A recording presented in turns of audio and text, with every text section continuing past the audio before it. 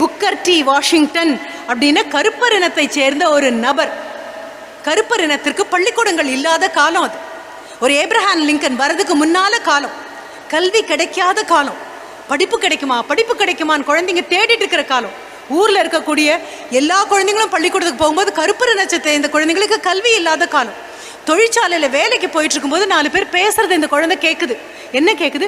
பக்கத்தில் ஊர் இருக்குது, கருப்பர் இனத்திற்காக பள்ளிக்கூடம் இருக்குது, அங்கே போனால் மத்தியானம் வேலையும் செய்யலாம், காலையில் படிக்கவும் படிக்கலாமா.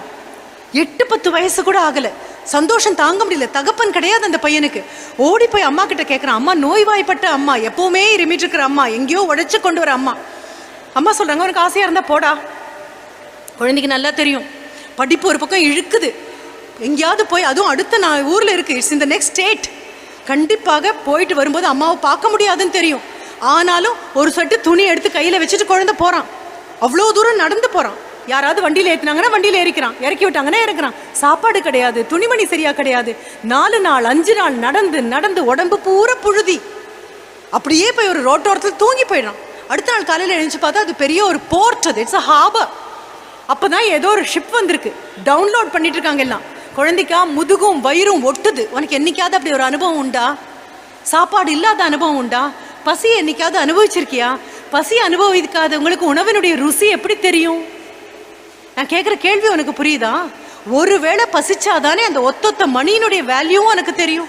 உனக்கு பசிக்கிறதுக்கு முன்னாலேயே சோறு கொடுத்து சோறு கொடுத்து சோறு கொடுத்து பசியினுடைய அழகு கூட தெரியாமல நீ வளர்ந்துட்டு இருக்க. இந்த குட்டி பையனுக்கு முதுகும் வயிறும் ஒட்டி போச்சு. அப்படியே பிடிச்சிட்டு எழுந்திருக்கிறான். பார்த்தா அங்கே அப்படியே எல்லாம் டவுன்லோட் பண்ணிட்டு இருக்காங்க. அந்த ஷிப் கேப்டன் கிட்ட போய் நிற்கிறான். I would like to have some work. Captain மேலும் கீழும் பார்க்குறாரு. எலும்பு மாதிரி இத்தினோண்டு ஒன்று, உனக்கு என்ன வேலை பண்ண முடியும் அப்படின்னு. ஆனால் கண்ணில் பார்த்தீங்க அப்படின்னா அகத்தின் அழகு முகத்தில் கண்ணில் தெரியும். அவ்வளோ தீவிரமாக இருக்கு கண்ணு, நெருப்பு மாதிரி இருக்கு 2 கண்ணும். கண்ணை பார்த்தா நம்பிக்கை வருது அவருக்கு. Okay, do whatever you can. பையன் ஏதோ மூட்டை ஏற்றி இறக்கி எல்லாம் பண்ணிட்டு கொஞ்சம் காசு கிடைக்குது. He takes that money and gets his breakfast. பிற்காலத்தில் பெரிய ஆள் ஆனதுக்கப்புறம் அவருடைய ஆட்டோபயோகிராஃபிக்கில் அவர் சொல்கிறாரு, I have eaten so many delicious food at many places, but that food which I got out of my own earnings was the most delicious one. என் உழைப்பினால் எனக்கு கிடைத்த உணவு இருக்குல்ல. சரி, அப்புறம் நேர பள்ளிக்கூடத்துக்கு வந்தாச்சு. கருப்பர் இனத்தை சேர்ந்த குழந்தைங்க படிக்கிற பள்ளிக்கூடம். வரிசையாக குழந்தைங்க நிற்குது. எல்லாம் கொஞ்சம் பணம் உள்ள செல்வம் வாய்ந்த பணக்க அந்த கருப்பறினோம். படிய தலையை வாரி இருக்கு, சட்டை நீட்டாக போட்டிருக்கு, கோட்லாம் நீட்டாக போட்டிருக்கு. அப்பா பக்கத்தில் நிற்கிறாரு, அம்மா பக்கத்தில் நிற்கிறாரு. இப்படி நின்றுட்டு இருக்கு. அந்த பள்ளிக்கூடத்தில் அட்மிஷன். நம்ம கதாநாயகன் அப்பாவும் கூட இல்லை, அம்மாவும் கூட இல்லை, சட்டையெல்லாம் அழுக்கு, தலையெல்லாம் புழுதி, ஒரு துணி மட்டும் கையில் வச்சுட்டு இப்படியே நின்றுட்டு இருக்கு. எல்லாரும் போக போக கடைசியாக வந்து ஹெச்எம் ரூம் கிட்ட நின்னோடனே ஹெச்எம் இப்படியே பார்க்குறாங்க. ரொம்ப கியூரியஸான ஏதோ ஒரு வினோதமான ஜீவன் மாதிரி பார்க்குறாங்க. பார்த்துட்டு அண்ட் நம்மளுடைய கதாநாயகன் சொல்கிறான், ஐ வாண்ட் அட்மிஷன். சிரிச்சுட்டே அவங்க சொல்கிறாங்க, okay go clean that room அப்படின்னு ஒரு பக்கத்தில் இருக்க ரூமை காமிக்கிறாங்க. It's a recitation room. மனப்பாடம் பண்ணுறதெல்லாம் வந்து சொல்கிறதுக்கான அறை. குழந்தை போகிறான். இந்த துணி எடுத்து வச்சுட்டு கூட்டுறதுக்கான தொடப்பம், துடைக்கிறதுக்கான மாப், தண்ணி, பக்கெட், என்னெல்லாம் வேணுமோ எல்லாவற்றையும் தேடி தேடி கண்டுபிடிச்சு கொண்டு வரான்.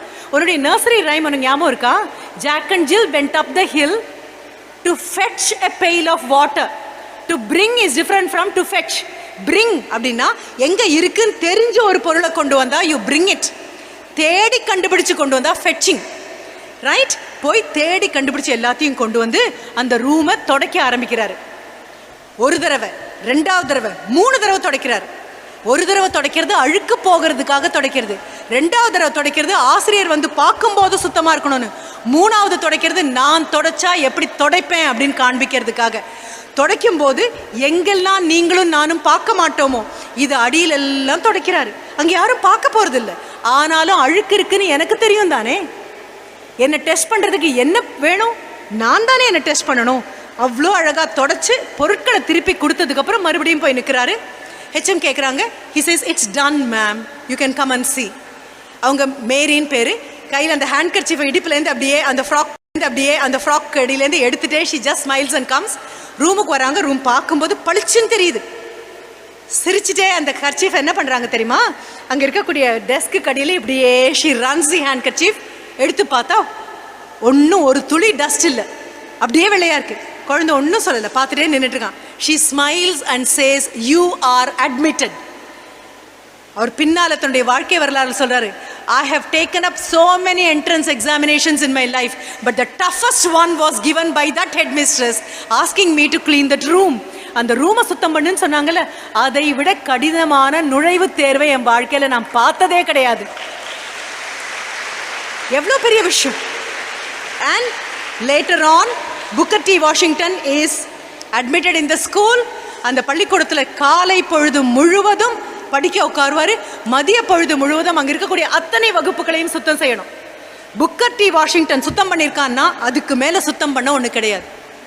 He becomes the Minister of Education later on. அவருடைய புத்தகத்தில் அவர் மறுபடியும் சொல்றாரு, பெரிய நபர்களை பற்றி குழந்தைங்க கிட்ட பேசாதீங்க, ஒரு நாளாவது பெரிய நபர்களோடு குழந்தைங்களை வாழ விடுங்க. அது உங்கள் தாத்தாவாக இருக்கலாம், கொள்ளு தாத்தாவாக இருக்கலாம், மாமாவாக இருக்கலாம், உங்கள் வீதியில் இருக்கக்கூடிய பெரிய மனிதராக இருக்கலாம். அந்த நபரோட ஒரே ஒரு நாள் வாழ்ந்தீங்கன்னா உங்களுக்கு தெரியும் பெரிய நபர்களாக இருப்பது எப்படி. டாக்டர் ஏபிஜே அப்துல் கலாம் ஐயாவுடைய புத்தகங்களை படிக்கிறதுனால மேலே வரமாட்டோம். அவர் உயிரோடு இருக்கும்போது அவர் கூட ஒரே ஒரு நாள் செலவழிச்சிருந்தீங்கன்னு வைங்க, அவருடைய ஒவ்வொரு விஷயத்திலையும் this is done by doctor APJ, this is done by doctor APJ முத்திரை குத்திட்டே இருப்பார். அப்போ அது டேபிளை துடைக்கிறதாக இருந்தாலும், பேசுறதாக இருந்தாலும், குழந்தைங்க கிட்ட எதுவாக இருந்தாலும் அவர் செஞ்ச மாதிரி இருக்கும். அதைத்தான் உங்ககிட்ட நான் சொல்கிறேன். நாளைக்கு நீ பெரிய மருத்துவராக வருவேன், அவ்வளவு நல்ல மருத்துவராக இருப்பேன், அவ்வளவு கருணையுள்ள ஆளாக இருப்பேன். நீ அப்படி இருக்கும்போது உங்ககிட்ட வந்துட்டு போகக்கூடிய பேஷண்ட் என்ன சொல்லுவாங்க தெரியுமா? எவ்வளோ நல்ல மனிதர், உங்கள் அப்பா அம்மா எவ்வளோ நல்லவங்களா இருந்திருக்கணும், உங்களுக்கு சொல்லிக் கொடுத்த ஆசிரியர் எவ்வளோ நல்லவங்களா இருந்திருக்கணும் அப்படின்னு எங்கேயோ உலகத்தின் ஒரு மூலையில் ஒன்றை யாராவது வாழ்த்தும் போது இங்கே ஆசிரியருக்கு பொறையேறணும். ஏன்னா ஒன்றை உருவாக்கி உலகத்தின் கோடிக்கு அவங்க அனுப்பும்போது மனிதர்களை உருவாக்கி அந்த மனிதர்கள் மருத்துவர்களாகவும், மனிதர்கள் அரசியல்வாதிகளாகவும், மனிதர்கள் விஞ்ஞானிகளாகவும், மனிதர்கள் ஓவியர்களாகவும், மனிதர்கள் நடன கலைஞர்களாகவும், மனிதர்கள் இசை வல்லுநர்களாகவும் மாறும் பொழுது உலகம் மிக அழகாக இருக்கும். அப்போ உங்கள் பள்ளிக்கூடம் உங்ககிட்ட என்ன பண்ணணும்னு பார்க்குறாங்க? உங்களை மனிதர்களாக முதல்ல மாற்றுறாங்க. அதற்கப்புறம் கிடைக்க முடியாத ஒரு வாய்ப்பு இது. பள்ளிக்கூடம் கிடைக்குமா? போன காலம் யானை கட்டி இழுத்தா வருமா? நான் பேச தொடங்கின நேரத்தை இப்போ எல்லாரும் சேர்ந்து யானை கட்டி இழுக்கிறோம். நேரம் திரும்பி வரும்னு நினைக்கிறேன்? கண்டிப்பாக வராது. அப்போது வராத எனக்கு கிடைக்காத ஒரு விஷயத்தை நான் உனக்கு கொடுக்குறேன். இத்தனை குழந்தைங்களும் உங்களுக்கு கிடைக்காத விஷயத்தை எனக்கு திருப்பி கொடுக்குறீங்க. இப்போ வீட்டுக்கு போன உடனே அப்பா அம்மா கிட்ட சொல்ல வேண்டிய பெரிய விஷயம், எனக்கு கிடைக்க முடியாத ஒரு கல்வியை கொடுத்துருக்கீங்க, மிகப்பெரிய பள்ளிக்கூடத்தில் கொடுத்துருக்கீங்க, நல்ல சாப்பாடு கொடுத்துருக்கீங்க, அடுத்த வேளை எனக்கு உணவு இருக்குது, கூரை இருக்குது, காலில் போடுற செருப்பு இருக்குது, அணிந்து கொள்ள ஆடை இருக்குது, பாடம் சொல்லிக் கொடுக்க ஆசிரியர் இருக்காங்க. என்னை விட செல்வந்தன் உலகத்தில் யார் இருக்க முடியும்? எவ்வளோ பெரிய செல்வந்தன்னா, இதை கொடுத்ததுக்கு மிகப்பெரிய நன்றி. திருப்பி நீங்கள் என்னை நினச்சி பெருமைப்படுற மாதிரி ஒன்றை உங்களுக்கு கண்டிப்பாக கொடுப்பேன்னு இன்றைக்கு மாலை போய் ஒரு சத்தியம் பண்ணு. இன்னைக்கு மாலை அப்பா அம்மாவுக்கு ஒரு வாக்குறுதி கொடு. என்ன நீங்கள் மூலதனமாக வச்சுருக்கீங்க இல்லையா? I am not an expenditure, I am an investment. நான் சொல்கிற வார்த்தை உனக்கு புரியுதா? I am an investment, I am not an expenditure. அம்மா நான் உங்கள் செலவில்லைம்மா, உங்களுடைய மூலதனம்.